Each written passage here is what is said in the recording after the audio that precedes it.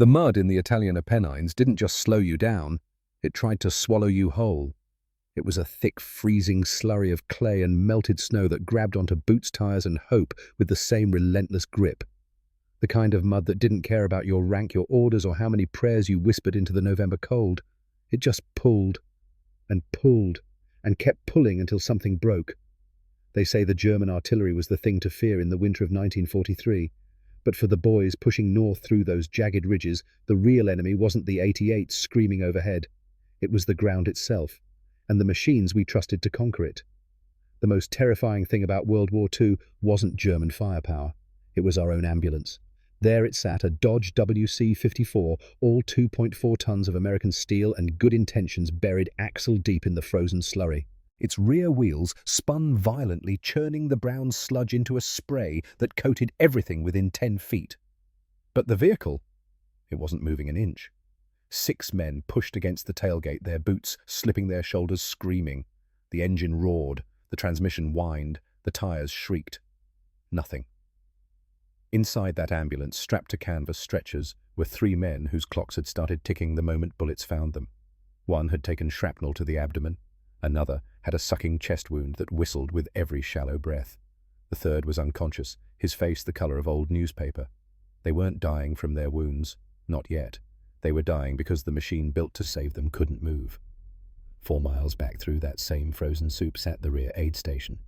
4 miles of switchbacks and shell craters and slopes that would break an ankle just looking at them wrong. Carry these men by hand in this terrain, they'd bleed out before you made it halfway. The numbers didn't lie. In the first 6 months of the Italian campaign, 40% of our wounded died not from enemy fire, but from never reaching help in time. 40%.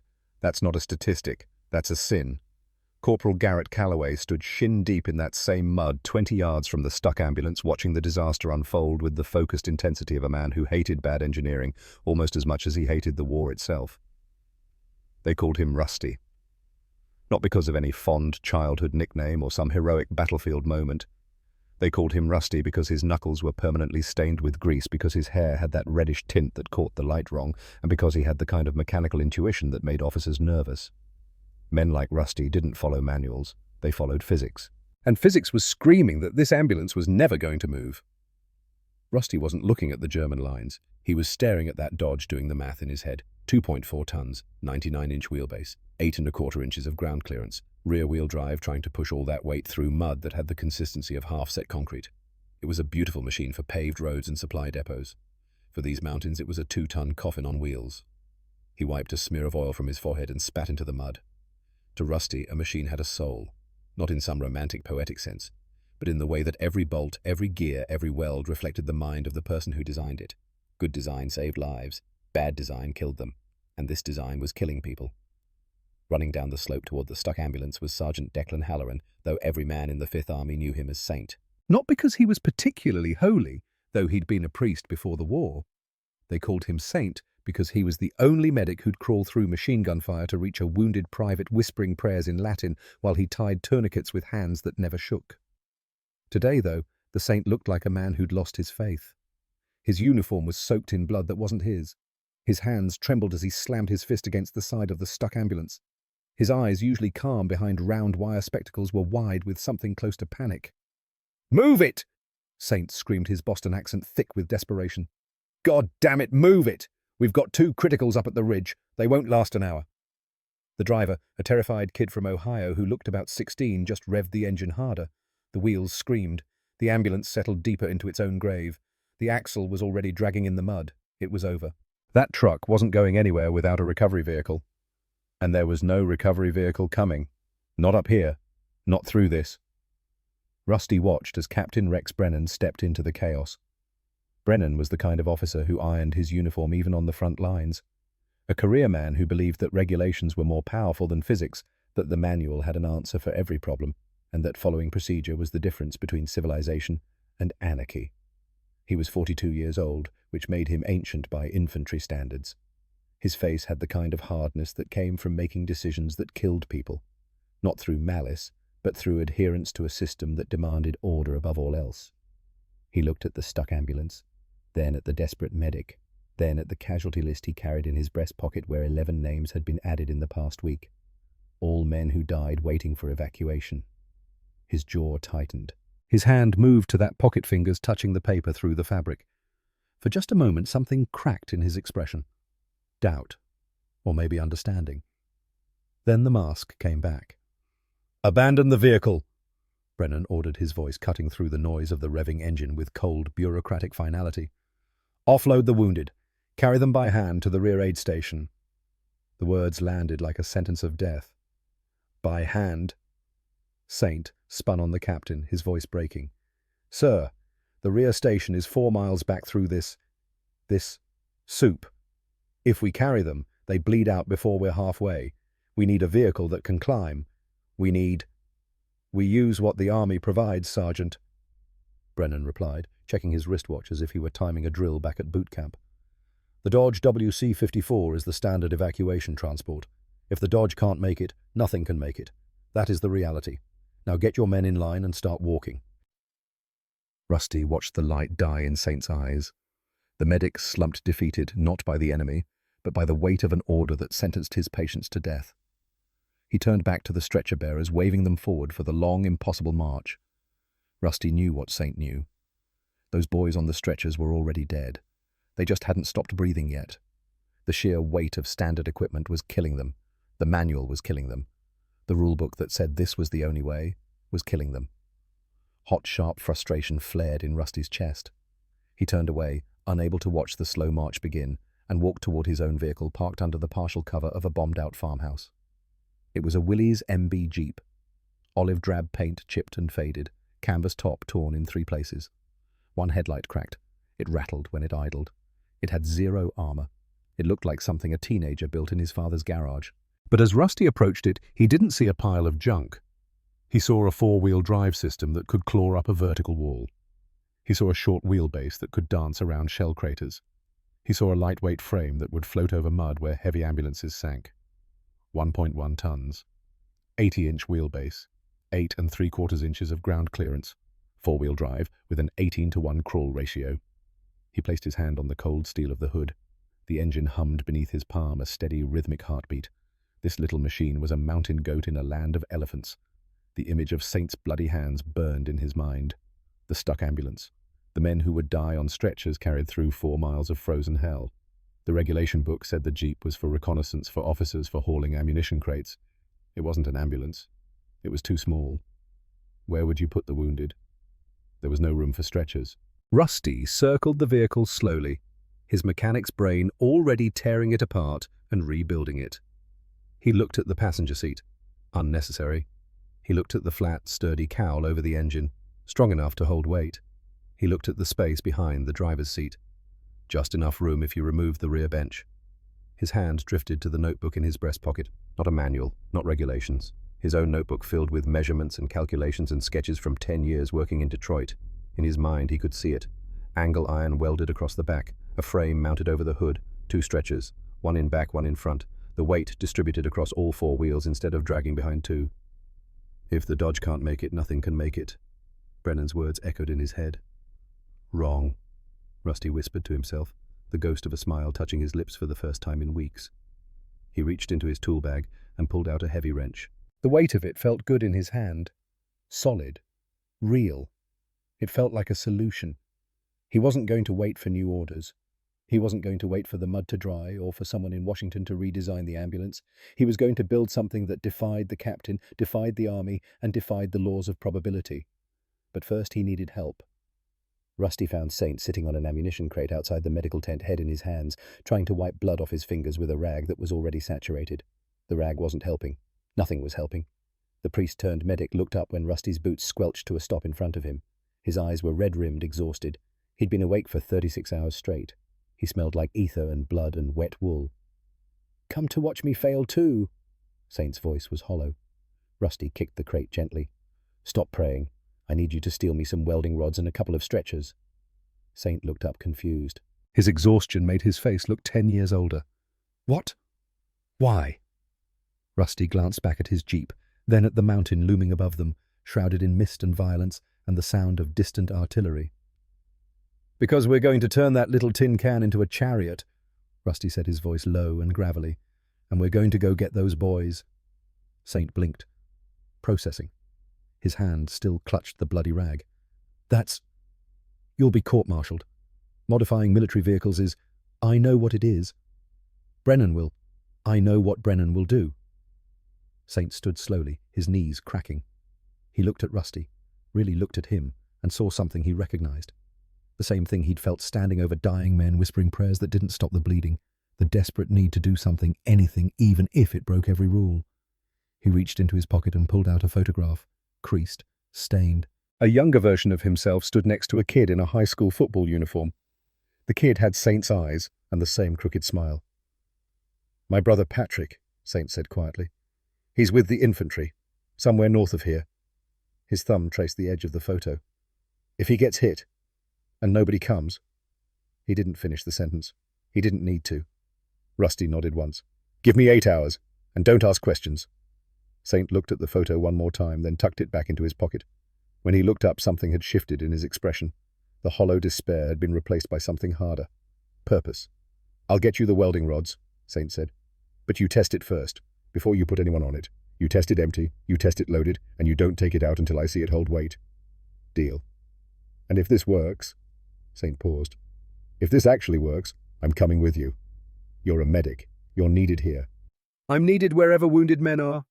Saint's jaw set. "Besides, if you're going to hell for this, somebody's got to be there to read you your last rites." The corner of Rusty's mouth twitched.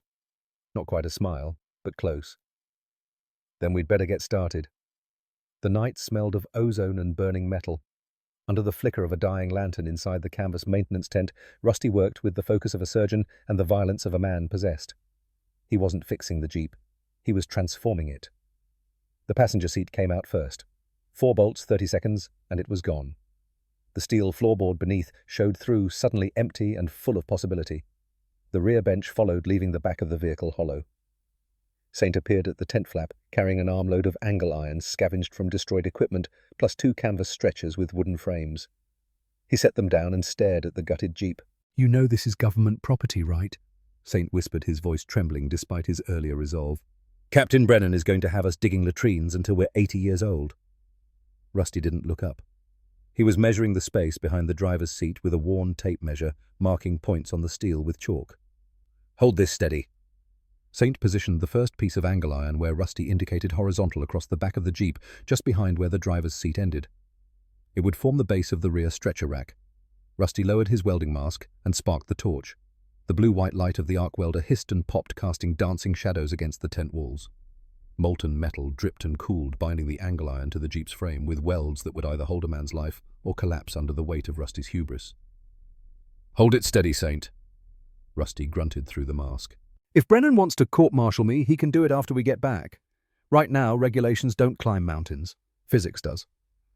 The work was methodical, precise. Every measurement mattered. Every weld had to be perfect.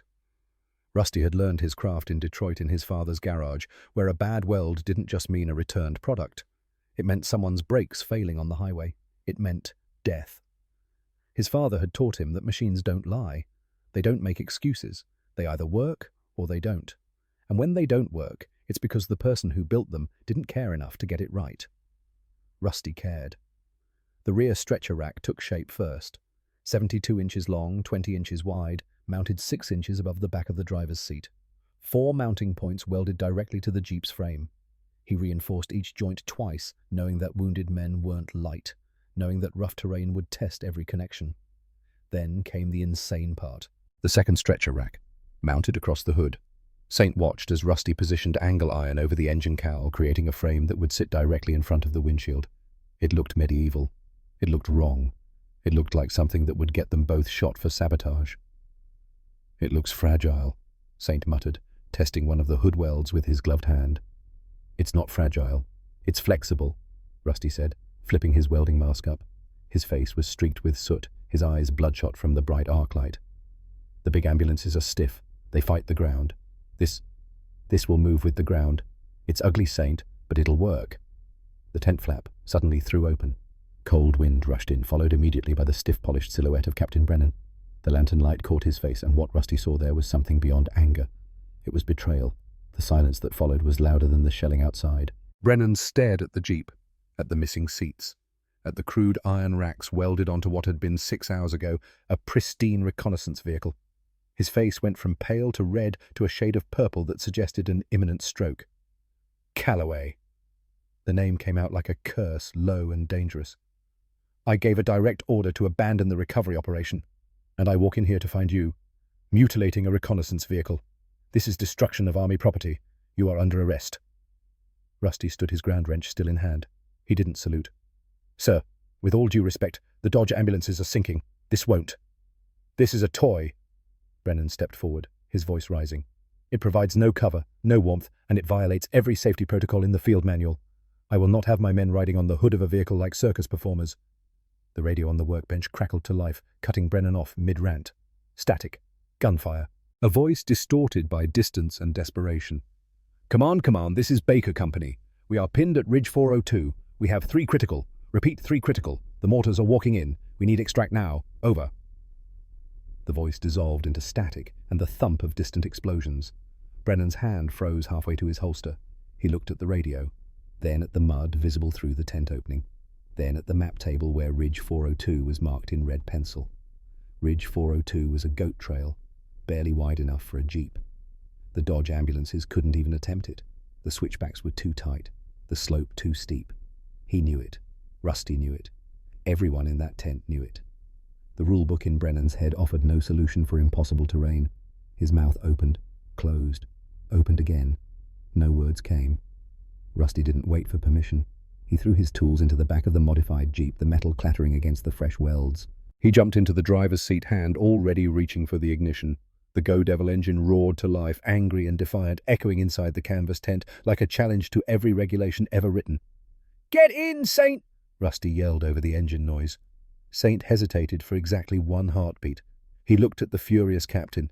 He looked at the shivering jeep with its insane modifications. He looked at his own hand, still stained with the blood of men he couldn't save. He grabbed his medical bag and vaulted into the back, crouching behind the driver's seat, one hand gripping the newly welded stretcher rack. "Calloway, stand down!" Brennan barked, his hand actually moving toward his sidearm out of pure habit. "That vehicle represents a direct violation of..." Rusty shifted the transfer case into 4-wheel low and slammed the accelerator. The jeep lurched forward with a roar, tearing through the tent flap and launching out into the freezing rain. The little vehicle didn't lumber. It didn't hesitate. It dug in. The tires bit into the mud, all 4 wheels clawing for purchase, and the machine shot toward the mountain trail like something unleashed. Behind them, Captain Brennan stood in the torn tent, opening his unfinished sentence, hanging in the cold air, his orders drowning in the mud alongside every Dodge ambulance that couldn't move. Rusty gripped the steering wheel, feeling the jeep respond to every input like a living thing. The engine screamed, the suspension bounced, the whole vehicle shook and rattled and sounded like it was coming apart. But it was moving. Saint clung to the stretcher rack, his knuckles white, his medical bag clutched against his chest. Over the engine roar, he shouted, "You know he's going to court-martial us for this!"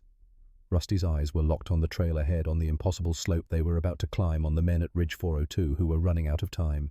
"Tell the paperwork I said hello, Father." And with that, Miss Mercy, though she didn't have that name yet, though she was just a mutilated jeep driven by a desperate mechanic and a faithless priest, roared up into the mountains toward her baptism by fire. Behind them in the motor pool, Brennan stood watching the taillights disappear into the mist. His hand slowly lowered from his sidearm. His jaw worked, chewing on words that had no place to go. He looked down at the casualty list in his pocket. 11 names. 11 men who died because the right vehicle couldn't reach them. For a long moment he stood there in the rain, a career officer watching 2 men commit what was technically an act of military disobedience. Then he did something he hadn't done in 20 years of service. He hoped they succeeded. The trail to Ridge 402 was a 35-degree nightmare of frozen mud and loose shale. Rusty downshifted into first gear, feeling the 4WD engage through the steering wheel. The Willys MB had an 18-to-1 crawl ratio in low range. The engine could scream at 3,000 RPM, while the vehicle moved at walking pace trading speed for raw torque. 35 degrees in the worst section, Rusty said, not taking his eyes off the trail. That's where the Dodges get stuck. Too much weight on the rear axle, front wheels lose traction. The Jeep clawed upward, 5 miles per hour, but every rotation hard won. Rocks pinged off the undercarriage, the smell of burning clutch mixed with exhaust and gunpowder. They crested the ridge. Soldiers in foxholes stared at the approaching vehicle with disbelief. A corporal approached, That's your ambulance aid toy jeep. Load them, Rusty said simply. Now. The first casualty, a private from New York with shrapnel wounds, went on the rear rack. The welds held. The angle iron didn't flex. Other one's bad, real bad, Saint said. Private First Class Lloyd Hendricks from Montana was 20, with a mortar fragment through his thigh. Tourniquet soaked through, face the color of old paper. Put him on the hood, Rusty directed. They lifted Lloyd onto the hood stretcher. His eyes opened, focusing on Rusty's face through the windshield frame, 18 inches between them. Don't let me fall, Lloyd whispered. I got you, son, Rusty said steadily. You're going home. Trust the machine. Saint positioned himself on the running board. I'll be his eyes on the right side. A mortar impacted 40 yards away. We need to move, now. Going down was worse. Gravity pulled at the nose. Rusty rode the brakes using engine compression, but Lloyd's body blocked half his vision, his entire right side. Talk to me, Saint, Rusty said, voice tight. Rut at 2 o'clock, 12 feet. Deep one. Rusty adjusted blind, trusting the priest's eyes. The tire skirted the edge with inches to spare. The trail narrowed. Rock face left, 50-foot ravine right. Edge at 3 o'clock. Real close, Rusty. The right rear tire dipped, encountered air. The rear end swung sideways, hanging over nothing. Lloyd screamed. Rusty countersteered hard, using the front wheels to pull them back. The four-wheel drive sent power to 3 wheels with purchase. For 3 eternal seconds they balanced. Then the tire found dirt. They straightened. I said I got you, Rusty yelled. Trust the machine. Lloyd's eyes locked onto Rusty's. Some wordless communication passed. They were both scared, both alive. That would have to be enough. They emerged onto flat ground, engine smoking, radiator hissing, but moving, both men still breathing. Rusty pulled up to the medical tent and killed the engine. Nobody moved. Then medics rushed forward. Captain Brennan had been preparing his angry speech. The words died in his throat. He watched Lloyd Hendricks lifted off the hood stretcher, unconscious, but breathing, alive. The camp had gone silent. 30-40 soldiers staring. Lloyd was carried past. His eyes opened briefly. His lips formed words, thank you. Saint climbed off, legs shaking. He leaned against the jeep, rosary in hand. It worked, Saint said, wonder in his voice. That crazy thing actually worked. Rusty patted the hood next to where Lloyd's head had been. He pulled out a grease pencil and carefully wrote on the hood, Mercy. She's not a thing, Saint. She's Miss Mercy, and she just saved 2 lives. How many more can she save? Rusty looked at the jeep, crude welds, improvised racks, battered paint. Not pretty, not regulation, but it worked. As many as she needs to. Behind them, Brennan stood watching. His hand moved toward his clipboard. Instead, he turned and walked away. The paperwork could wait. Word spread like wildfire that night. Soldiers came to see the magic jeep. Over the next 3 months, November 1943 through February 1944, Miss Mercy ran 47 missions in the Italian mountains, 89 lives saved, 100% success rate where Dodge ambulances failed. Rusty kept a notebook. Mission logs, times, conditions, outcomes. He made improvements after each run. Mission number 8 added canvas windbreak on hood stretcher from parachute silk. Mission number 15 reinforced front mounts after carrying a soldier who weighed 220 pounds. Mission number 23 modified suspension after rough terrain cracked a weld. Mission number 31 adjusted weight distribution after multiple heavy loads. You don't get it perfect first time, Rusty told Saint one night, tightening a bolt by lantern light. You iterate under fire. That's what Detroit taught me. Saint watched him work, methodical and patient despite the exhaustion.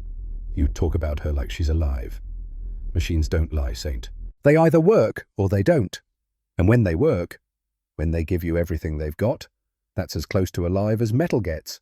Late one February night, Saint found Rusty alone in his tent writing by candlelight. Not the mission log, a letter.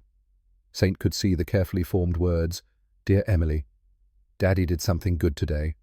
I helped some men go home to their daughters. The letter was unfinished, unsent, just written.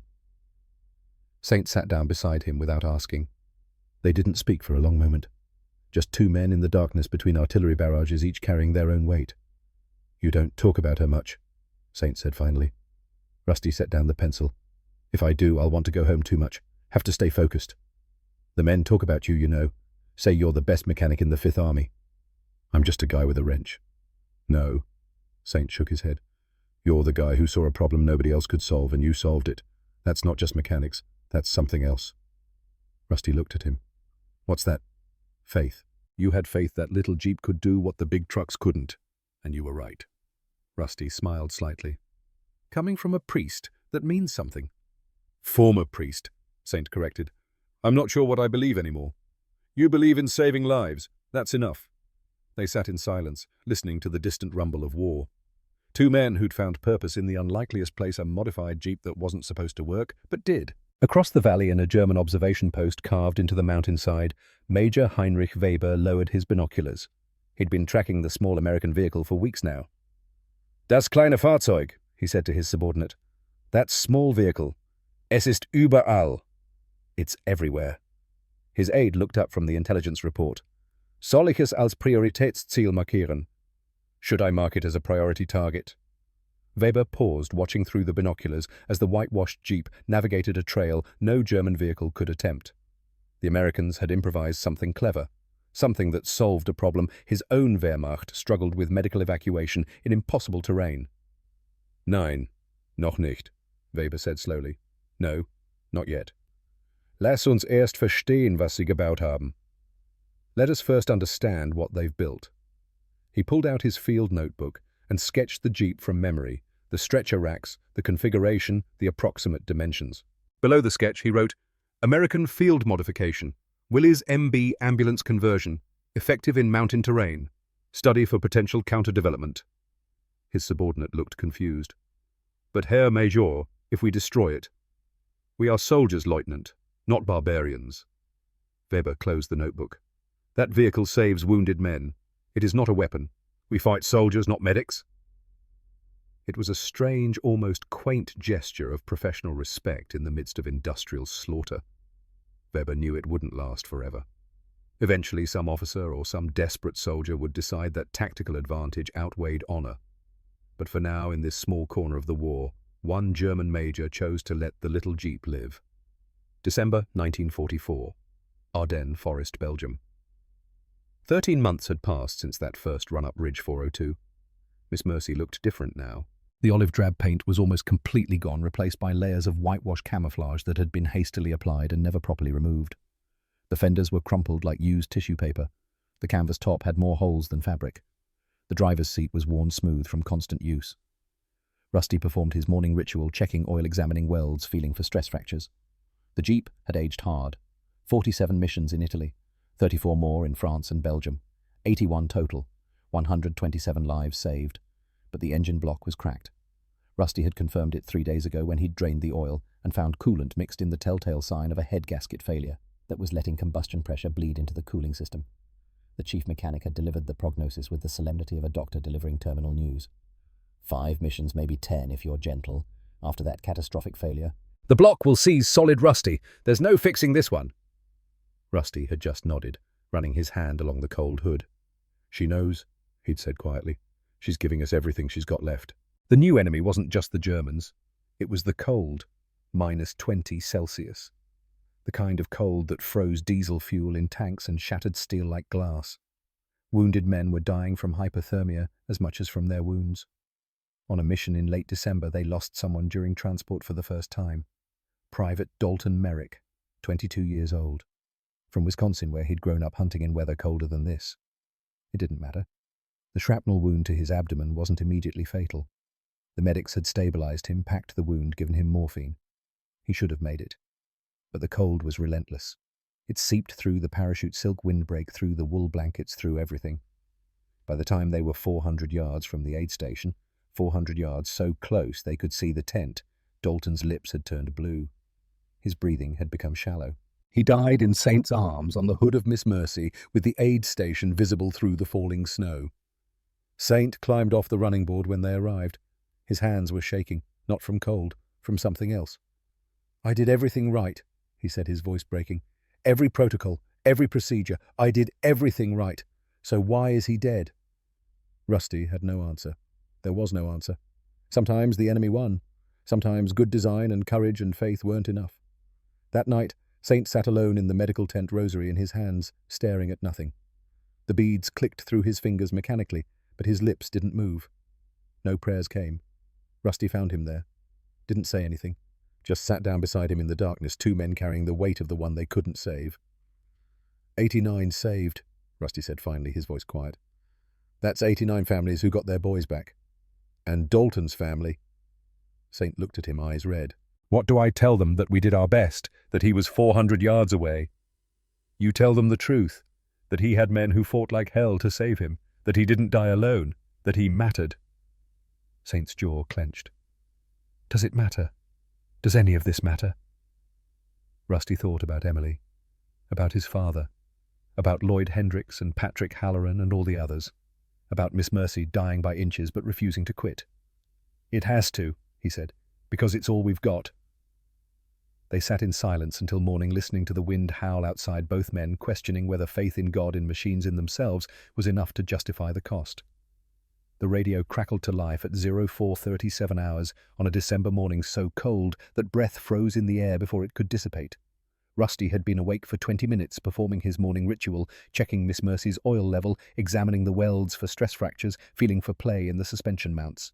The Jeep had aged hard in the 13 months since that first run up Ridge 402. The olive-drab paint was mostly gone, replaced by layers of whitewash camouflage that had been hastily applied and never properly removed. The fenders were crumpled like used tissue paper. The canvas top had more holes than fabric, but she still ran. 81 missions, 127 lives saved. The engine block was cracked, though. Rusty had confirmed it 3 days ago when he'd drained the oil and found coolant mixed in, the telltale sign of a head gasket failure that was letting combustion pressure bleed into the cooling system. The chief mechanic had given him the prognosis with the solemnity of a doctor delivering bad news. 5 missions, maybe 10 if you're lucky and gentle.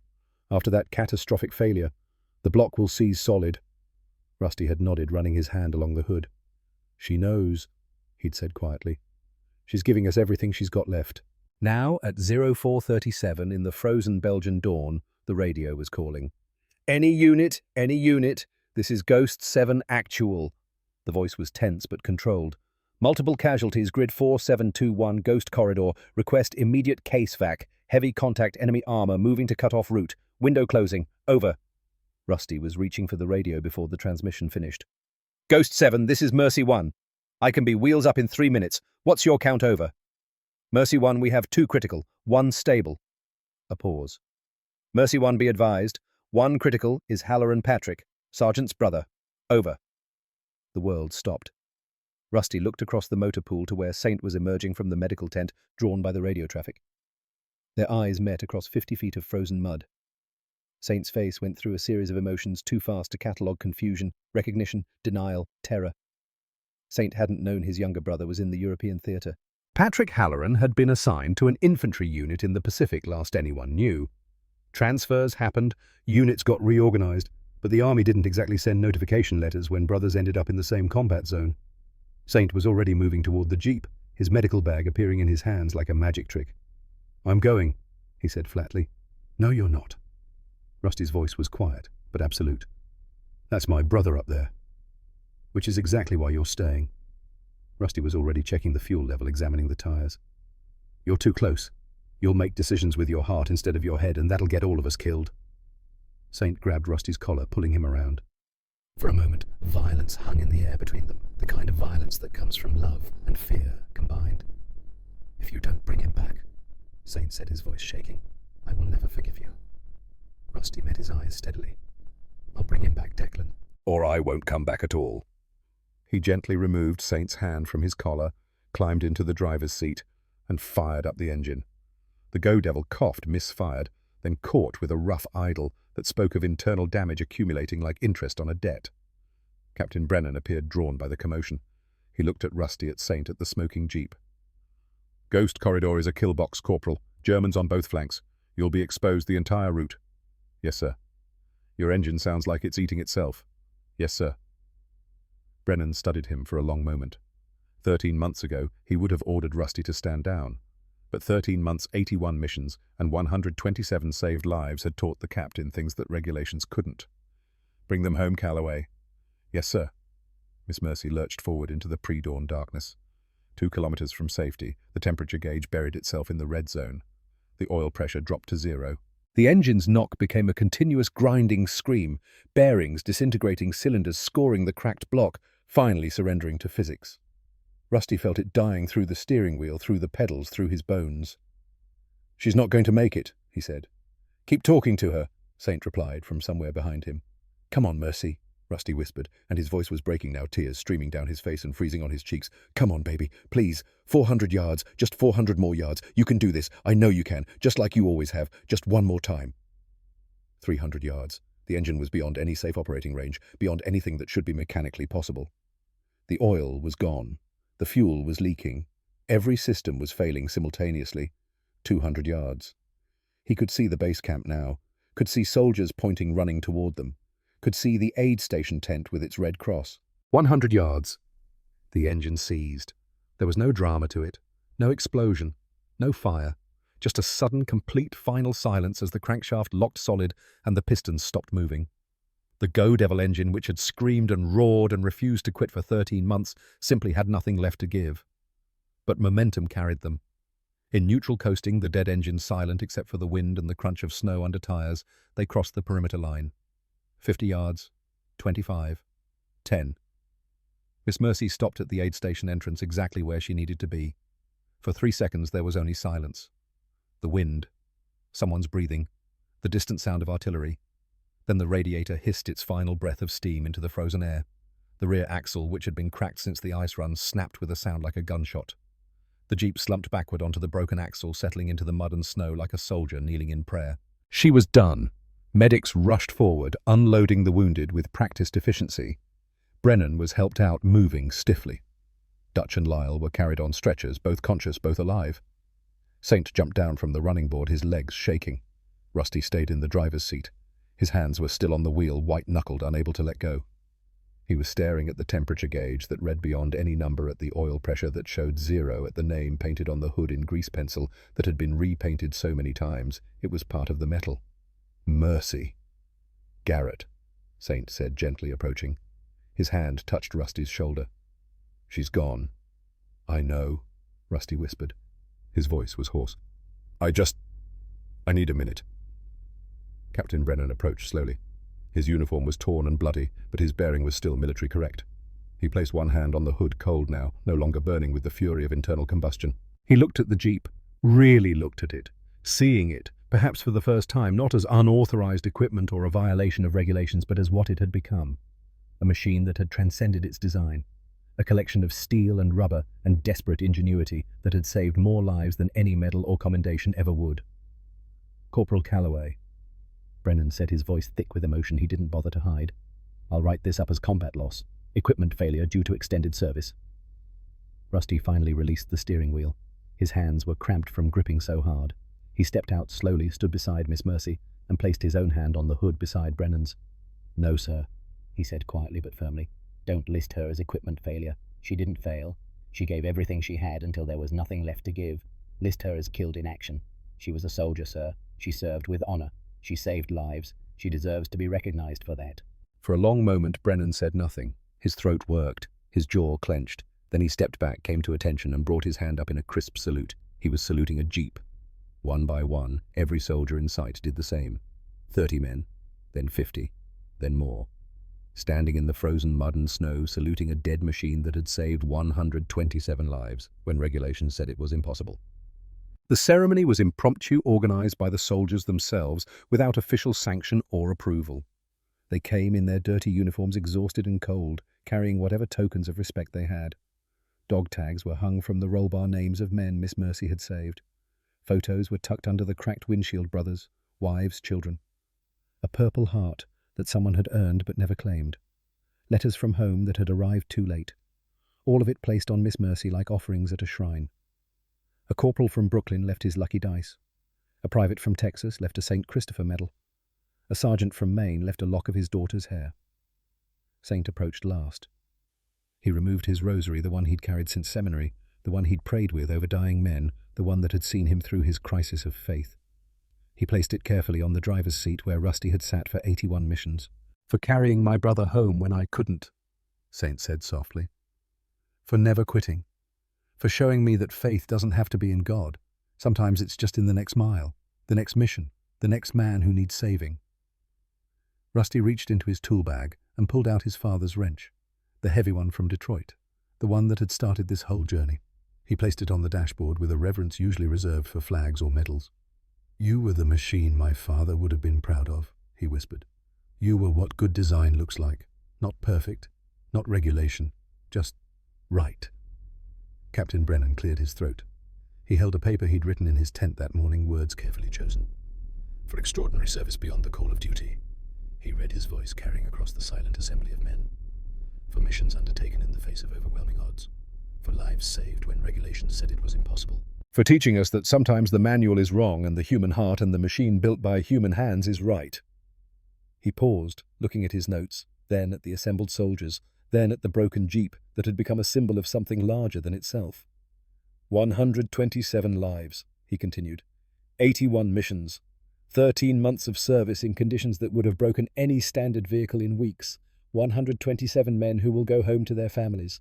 127 fathers, brothers, sons, husbands. All because one mechanic refused to accept that nothing could be done, because one vehicle built in violation of every regulation in the field manual worked when everything regulation approved failed. The wind picked up, carrying snow across the camp, across the assembled men, across the hood of Miss Mercy, where the name was still visible beneath the frost. "She wasn't standard issue," Brennan said. "She wasn't approved by any procurement board. She violated safety protocols, chain of command, and common sense. But she worked. And in war, that's the only approval that matters." He folded the paper and placed it under one of the windshield wipers. "Rest well, Miss Mercy. Your war is over. But your legacy, that's just beginning." 2 days later, military headquarters. Captain Brennan's report landed on a desk at Army headquarters in Naples. Subject field: modification of Willys MB for ambulance service recommendation. Immediate approval for Army-wide implementation of hood and rear-mounted stretcher rack system. Design demonstrates superior performance in mountainous terrain where standard WC-54 ambulances cannot operate. Estimated cost savings and increased survivability justify deviation from standard procurement procedures. Attached technical specifications, mission logs, photographic evidence. Conclusion: approve for production. It was stamped approved, filed in triplicate, and remarkably acted upon. March 1945. Willys Overland Plant, Toledo, Ohio. The factory floor hummed with the sound of American industry at war, but now they were building something new. Jeep ambulances with factory-made stretcher racks front and rear rolled off the assembly line. The design was nearly identical to what Garrett Calloway had welded together in a tent by lantern light 14 months earlier. Engineers had refined it, made it lighter, stronger, more elegant. But the core concept was pure, rusty: distribute the weight, keep it light, make it work where the big trucks can't. By war's end in August 1945, conservative estimates suggested the widespread adoption saved an additional 2,000 lives across the European and Pacific theaters. 2,000 families who got their soldiers back. All because one mechanic refused to accept impossible. November 1946, Detroit, Michigan. Garrett "Rusty" Calloway returned to Detroit 30 pounds lighter and a decade older in his eyes. The war was over. The victory parades had ended. The soldiers were coming home. The garage was still there, Calloway and Sons Automotive, maintained by his late father's business partner. It smelled like oil and metal and possibility exactly as he remembered. Emily was 11 now, tall for her age, with her father's eyes and her mother's smile. Curious about everything, fascinated by how things worked, drawn to the garage the same way Rusty had been at her age. She asked questions about the war, and Rusty told her the truth. Not all of it, some things a father doesn't tell his daughter, but enough. That he'd been scared, that he'd seen terrible things, that he'd lost friends, but also that he'd built something that helped people, that he'd made a difference. "Was she really named Mercy?" Emily asked one afternoon, looking at the framed photograph on the garage wall. Miss Mercy in her prime, whitewashed and battle-scarred, with the name visible on the hood. "She was," Rusty confirmed. He was working on a civilian Jeep CJ2A, one of the first post-war models. The design was almost identical to the military MB, but painted bright red instead of olive drab. Peaceful. "Can I help?" Emily asked, eager. Rusty looked at his daughter and saw in her eyes the same curiosity his father had seen in his all those years ago in this same garage. The same spark, the same drive to understand how things worked and make them better. "Hand me that wrench," he said, gesturing to his father's toolbox. She did.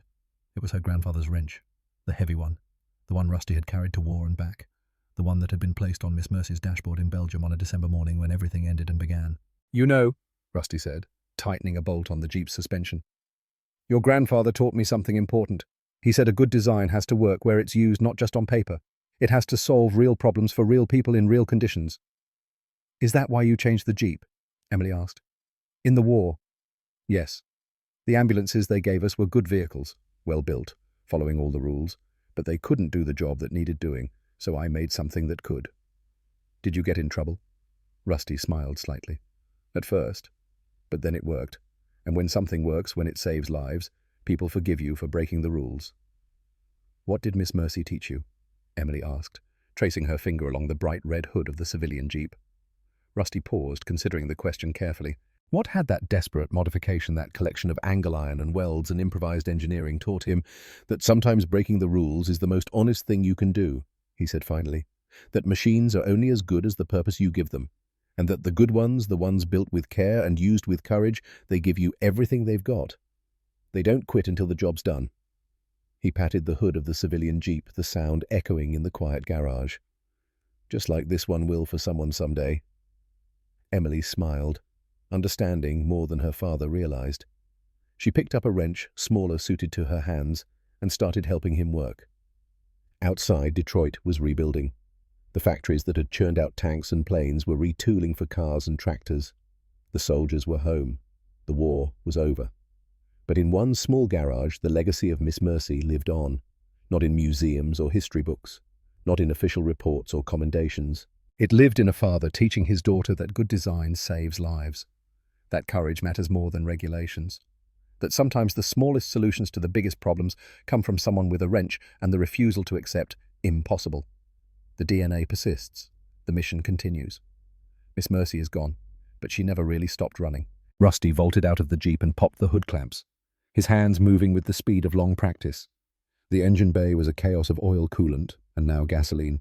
The fuel line had been severed, cleanly high-octane gasoline spraying onto the hot engine block. It was a miracle the whole thing hadn't ignited.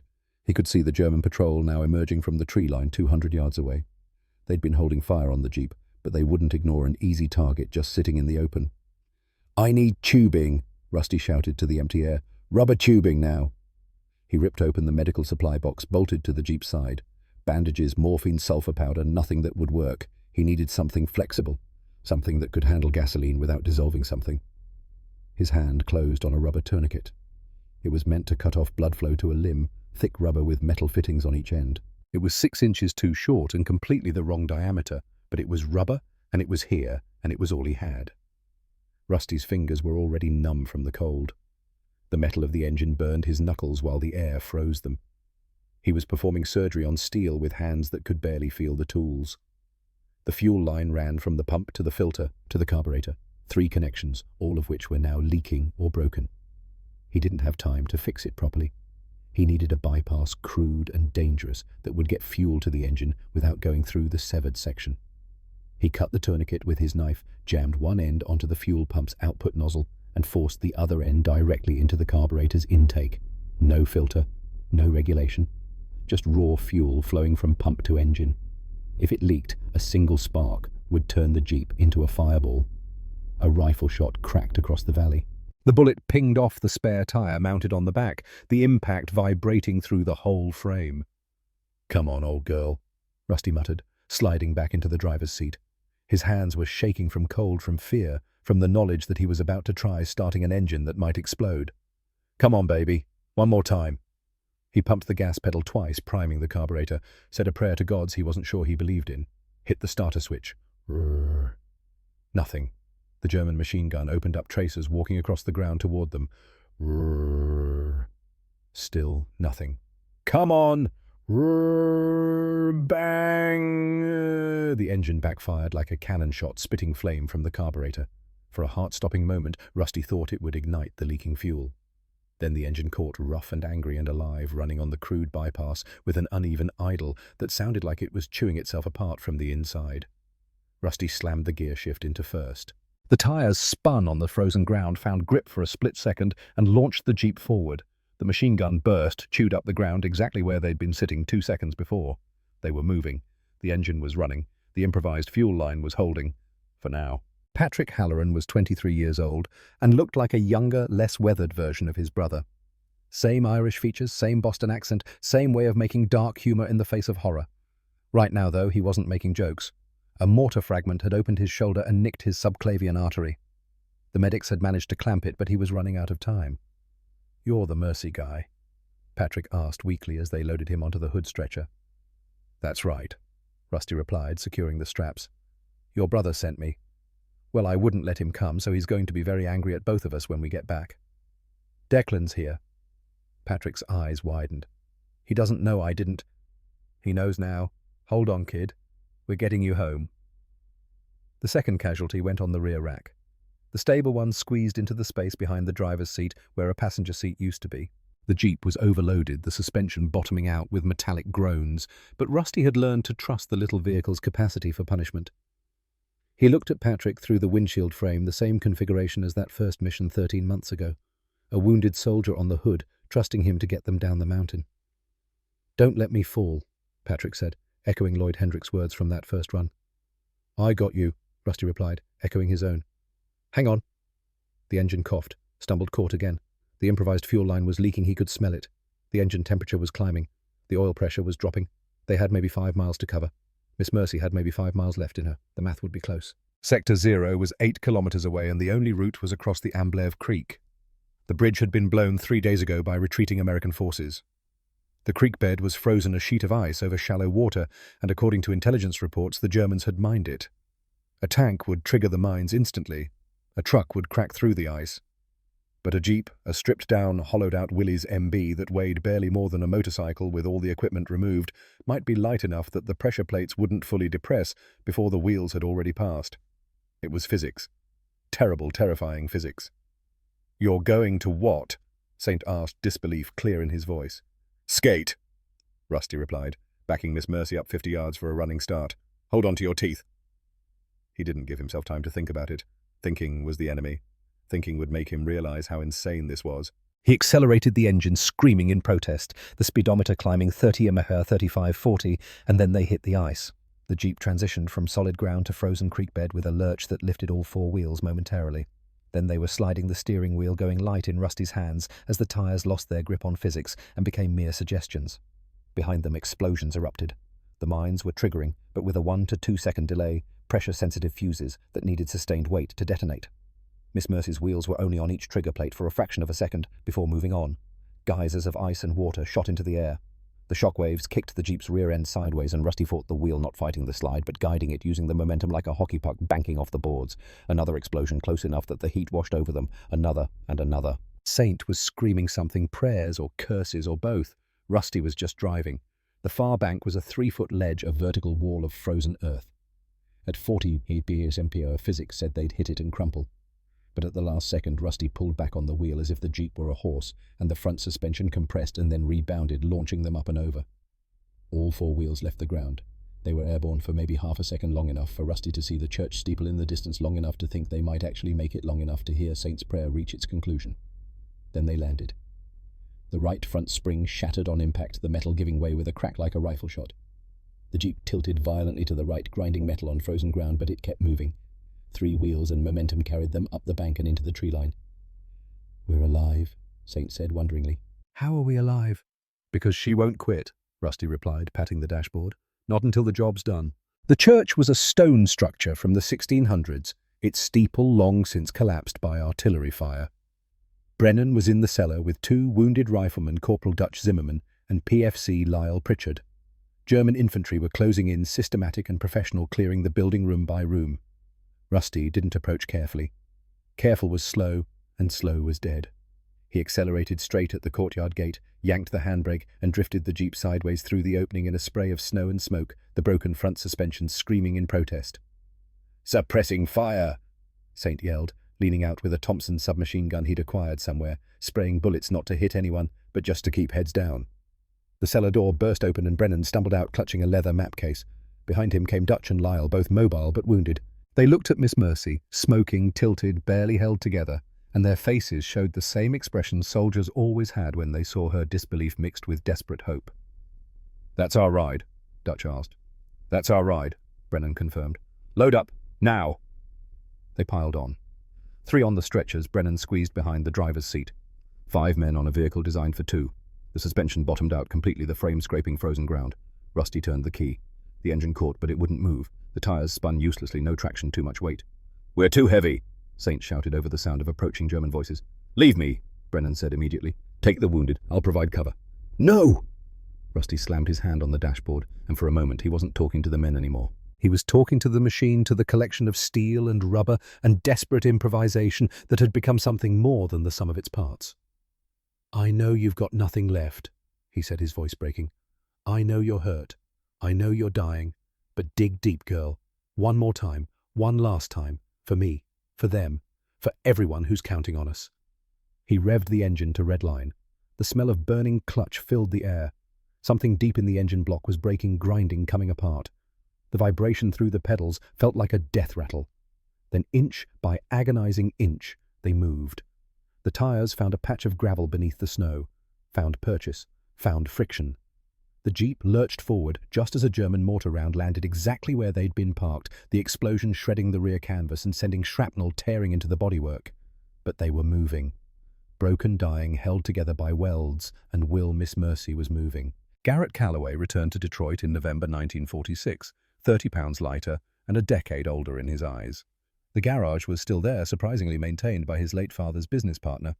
The sign still read, Calloway and Sons Automotive. Emily was 11 now, tall and curious and fascinated by how things worked. She asked questions about the war, and Rusty told her the truth that he'd been scared, that he'd seen terrible things, but that he'd also built something that helped people. "Was she really named Mercy?" Emily asked, looking at the framed photo on the garage wall, Miss Mercy in her prime, whitewashed and battle-scarred. "She was," Rusty confirmed. He was working on a civilian Jeep CJ2A, one of the first post-war models. The design was almost identical to the military MB, but painted bright red instead of olive drab. "Can I help?" Emily asked. Rusty looked at his daughter, seeing in her eyes the same curiosity his father had seen in his. "Hand me that wrench," he said. She did. It was her grandfather's wrench, the same one Rusty had placed on Miss Mercy's dashboard. "You know," Rusty said, tightening a bolt, "your grandfather taught me something important. He said a good design has to work where it's used, not just on paper." "What did Miss Mercy teach you?" Emily asked. Rusty paused, considering.